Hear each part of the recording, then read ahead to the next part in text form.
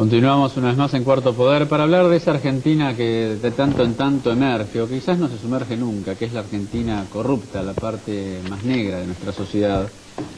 Para eso invitamos a Alfredo Popritkin, que fue el perito, lo pronuncié bien, es el perito que siguió la ruta de los sobresueldos, Carlos March, periodista y ex director ejecutivo de Poder Ciudadano, y Carlos Facal, vicepresidente de Poder Ciudadano, actual vicepresidente de Poder Ciudadano. Bueno, bienvenidos. Popritkin, usted hizo el peritaje, aparte es contador, y Popritkin acaba de publicar este libro en Editorial La Ley, Fraudes y Libros Contables. Me imagino que en el Estado no hay un libro contable de los sobresueldos, debería haber, ¿no? Sí, quizás algún día alguien se dedique a escribir uno, ¿no? ¿Lo encontró el libro contable de los sobresueldos? No, justamente este fue uno de los tantos problemas con los cuales tropezamos. Los sobresueldos no aparecen en los libros, no aparecen en la contabilidad del Estado. Perdón, pero no aparecen porque derivan de los gastos reservados, que claro, creo que tampoco aparecen. No, sí, los gastos reservados aparecen como asignados, o sea, presupuestos, que es un sector, la Oficina de Presupuestos del Ministerio de Economía, es la que administra y maneja y asigna los fondos reservados a cada uno de los organismos. Esto está registrado, la asignación y el traslado de los fondos a cada uno de los 13 organismos que recibieron fondos reservados. Lo que no aparece es la etapa posterior, ¿sí? ¿Qué se hizo con esos fondos reservados? Pero esa famosa listita de los nombres alguien la tiene que tener, porque si el dinero de fondos reservados sale de la CIDE, me imagino que alguien en la CIDE debe tener, ¿no? Eso sería lo equivalente a la contabilidad paralela, digamos, que es la que sería útil. El librito encontrar. almacenero, alguien en la CIDE tiene que tenerlo. ¿No sería una solución que el presidente levantase el secreto en la CIDE y dijese que se publiquen los nombres de los que cobraron sobresueldos? Eso es una solución, pero hay otras soluciones. ¿Cuál es? Tenemos un Congreso que tiene una función de contralor y que tiene que aprobar y discutir el presupuesto cada año. Yo creo que el punto más preocupante de todo esto no es solo lo que pasó. ¿Tenemos seguridad los ciudadanos que no sigue pasando? Porque tenemos una cultura del secreto demasiado metida en la administración, y democracia es iluminar lo público y proteger lo privado. ¿Se siguen pagando sobresueldos, Popritkin? Yo desearía de que no sea así. En realidad mi investigación no llegó hasta el día de hoy. Hay un corte en una etapa, investigamos hasta el 2001 y hasta ese momento no veíamos el tema de sobresueldos, sino el tema fondos reservados, o sea que hasta ahí no lo sé. Pero hasta el 99 aparentemente sí, los elementos, las evidencias dirían que sí, que se estuvieron pagando. ¿Se sabe a cuánto asciende el monto pagado en sobresueldos durante todo? Hay un cálculo, sí, hay un cálculo que publicó el diario La Nación, que está recogido de mi informe, que habrá llegado por alguna vía al diario, que es un cálculo de máxima, es decir, nosotros ¿qué hicimos? Como habíamos hecho la pericia sobre los fondos reservados, dijimos, ¿es posible que con los fondos reservados, o una parte de ellos, se haya financiado, se haya pagado los sobresueldos? Entonces hicimos un cálculo tomando como pauta los testimonios y las demás evidencias recogidas. Y la respuesta fue positiva, es decir, es posible, porque de 4.000 millones aproximadamente se habrían pagado como máximo, si es que se pagaron como máximo 466 millones. De 4.000 millones de fondos reservados se pagaron 400 y pico de millones de dólares en sobresueldos. Se habrían pagado como Pero ahí máximo. quedan 3.600 para seguir distribuyendo. Carlos March, ¿no se pueden eliminar los gastos reservados? Sí, yo creo que se pueden eliminar, pero se necesita voluntad política y se necesita un cambio de actores. Yo no veo a esta clase de dirigente promoviendo una reforma de fondo, ni en estos temas que están ligados a la transparencia, ni en temas como la reclamada reforma política, etcétera. Entonces me parece que es un problema estructural de cómo se encara el problema. Para mí hay una abdicación generalizada de la función de control. Fíjense que en otra cuestión todavía estamos esperando la reglamentación de los decretos de necesidad y urgencia.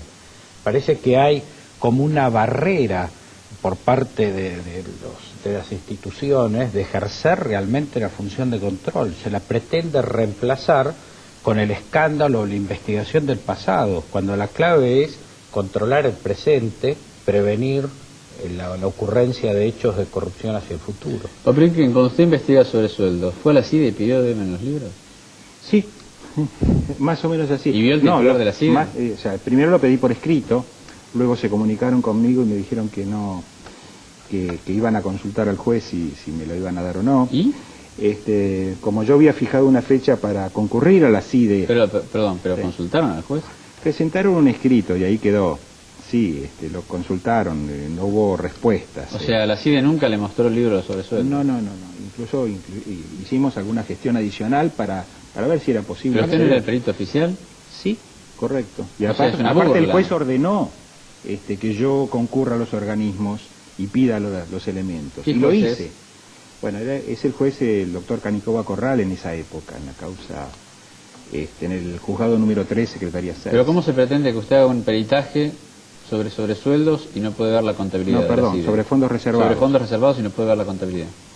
Bueno, los contadores normalmente concurren o solicitan los elementos que necesitan para hacer sus investigaciones.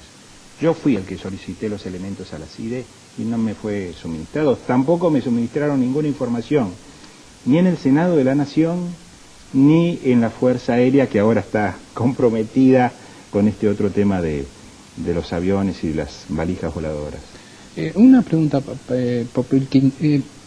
Este tema de los sobresueldos, ahora estamos hablando mucho de la década del 90, del menemismo, pero ¿viene de más atrás? Mi trabajo anterior arrancó del año 1988, si no recuerdo mal, es decir, incluye parte de otro gobierno. Y también, sí, viene de un poquito más atrás.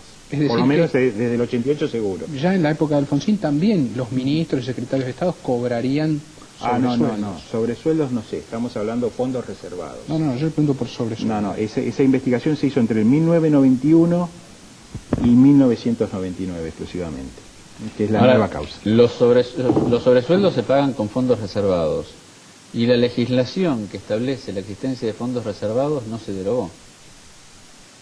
Eso se aprueba cada año en el tratamiento del presupuesto. Y sigue estando vigente. Hay leyes secretas, hay decretos secretos, no sé si referidos a estos temas, pero los hay, y todos los años, a mí me parece que la partida de fondos reservados habría que chequearlo, va aumentando, no disminuye. Y además va aumentando la cantidad de organismos. Sí, en realidad fue aumentando y ahora fue disminuyendo, porque justamente con toda esta movida se eliminaron, por ejemplo, el Congreso recibía sobresueldos y en el 99 dejaron de percibirlos, los fondos reservados, y en el 99 dejaron de percibirlos. Por eso, cuando se habla del tema de los fondos que sirvieron para el tema de la ley en el año 2000, para aprobar la ley famosa, el tema de Banelco y demás, esos dineros que habrían llegado provienen de la CIDE y no de los propios fondos reservados del mismo Congreso. O sea, ahora si algún organismo estuviese cobrando en la actualidad fondos sobre sueldos, tendrían que venir del Poder Ejecutivo, ¿sí? Sí, incluso... Si es que se pagan, vienen del Poder Ejecutivo. Esto está determinado, ese aspecto fue analizado y provienen, en principio provienen, según dicen incluso los técnicos de Economía, del Ministerio del Interior, de la Cancillería, de la CIDE, y bueno, y en una época también se canjeaban fondos blancos del presupuesto normal del Ministerio de Justicia y se los transformaba en fondos negros, haciendo un recorrido a través de la CIDE para disponer de ellos. Se perdía el rastro, se los hacía perder el rastro. Marx, ¿por qué no podemos superar esto en Argentina y podemos ser un país normal, más sano, menos corrupto? Bueno, porque de vuelta, no hay voluntad política y cada vez se refuerzan más los mecanismos de utilización de fondos reservados y de fondos discrecionales. Hay un decreto firmado por el presidente Kirchner que faculta al ministro del Interior a entregar subsidios para resolver casos de emergencia social. Entonces, uno de esos subsidios fue entregado a una fundación de una senadora de Santa Fe. Entonces, tenemos fondos reservados, tenemos fondos que se crean con absoluta discrecionalidad para otorgarlos sin ningún tipo de control y sin ningún tipo de criterios. Hay facultades delegadas del Congreso Nacional al Poder Ejecutivo. Entonces, cada vez hay menos controles y cada vez hay más discrecionalidad, pero esto tiene que ver... ¿Conocen otros ejemplos, así como el de esa fundación de la senadora por Santa Fe o la legisladora por Santa Fe? En el caso de este gobierno detectamos eso y fue denunciado a la Fiscalía Nacional de Investigaciones Administrativas, que sacó un dictamen, el fiscal Garrido, en donde lo derivó para una investigación a la Oficina Anticorrupción, y hasta ahí no ha habido por ahora avances en ese ámbito, pero el fiscal Garrido sacó un dictamen en donde observó la absoluta discrecionalidad del manejo de estos recursos. Fíjense que ahora el Congreso de la Nación, que había renunciado a otorgar pensiones graciables, anunció que vuelve esta práctica durante este año. Nosotros desde Poder Ciudadano estamos pidiendo que se ponga en la página de Internet a quienes se les otorga, por qué montos, y también a quienes se les deniega y por qué montos, y en ambos casos, por qué razones. Porque eso también es dinero que se entrega al solo criterio del legislador. Es una práctica clientelística, no abierta a cualquier ciudadano en situación de necesidad, sino que tiene que tener un conocimiento casi directo del legislador o de alguno de sus asesores, y bueno, es dinero público. Facal, March, ¿estamos mejor en corrupción que hace 20 años? ¿Somos más corruptos o menos corruptos? Porque ustedes vienen trabajando hace, no sé, 20, 15 años. ¿No se sienten desilusionados? ¿No dicen mi trabajo fue un fracaso porque Argentina es más corrupta que antes? ¿O mejoró un poco el tema corrupción? Yo creo que más que hablar de si mejoramos en corrupción, tenemos que hablar si estamos mejorando en transparencia. Porque la falta de transparencia es la precondición para que la corrupción pueda existir. Y me van a decir que algo mejoramos en transparencia. Estamos haciendo esfuerzos, por de pronto. Estamos solicitando que se ponga más información a disposición de la ciudadanía. Hay retrocesos, claramente la frustración de la Ley de Información Pública del año pasado en el Senado, la revisión que ha hecho el Senado ha sido un paso hacia atrás claro, y hoy está nuevamente en debate en diputados, pero bueno, hay que seguir insistiendo.